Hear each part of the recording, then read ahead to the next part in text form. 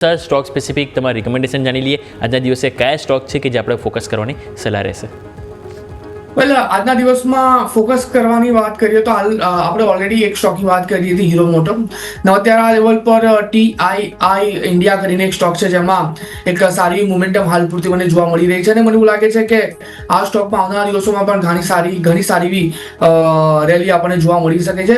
તો TII India અત્યારે આ લેવલ પર ખરીદારી કરીને ચાલવાની સલાહ મારા તરફથી બની રહેશે. અત્યારે આ સ્ટોક 2968 પાસે ટ્રેડ કરે છે. ખરીદી કરીને ચાલો નીચે 2850 ના SL ની સાથે.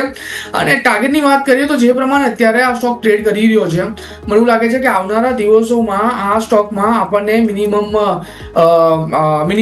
ક્યાંક ને ક્યાંક 3060 અને 3060 જો બ્રેક કરે તો પછી તમને ઉપરમાં 3200 સુધીના પણ લેવલ જોવા મળી શકે છે. તો TII ઇન્ડિયા પર અત્યારે આપણે ફોકસ કરીને ચાલીશું.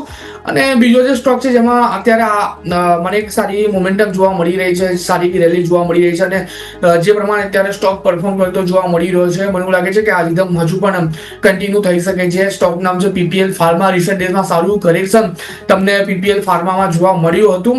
નોર ફંડામેન્ટલ પણ થોડા વીક થયા હતા, પણ હવે અત્યારે આ લેવલ પર જે પ્રમાણે સ્ટોક ટ્રેડ કરી રહ્યો છે, મને એવું લાગે છે કે આવનારા દિવસોમાં સારી એવી રેલી આપણને PPL ફાર્મામાં જોવા મળી શકે. સ્ટોક અત્યારે 190 પાસે ટ્રેડ કરી રહ્યો છે. બોટમ પર 185 ની અરાઉન્ડ ઘણો સારો એવો સપોર્ટ આ સ્ટોકને અત્યારે મળતો આપણને જોવા મળી રહ્યો છે. તો PPL ફાર્મા પ્રેશર લેવલથી ખરીદારી કરીને ચાલવાની સલાહ છે. ટાર્ગેટ અને SL ની વાત કરી લઈએ તો જે પ્રમાણે અત્યારે સ્ટોક ટ્રેડ કરી રહ્યો છે, 191 ની આપણે અરાઉન્ડ ખરીદારી કરીને ચાલીશું. લોઅર લેવલ પર 185 નો ક્લોઝિંગ બેસિસ પર SL મેન્ટેન કરીશું.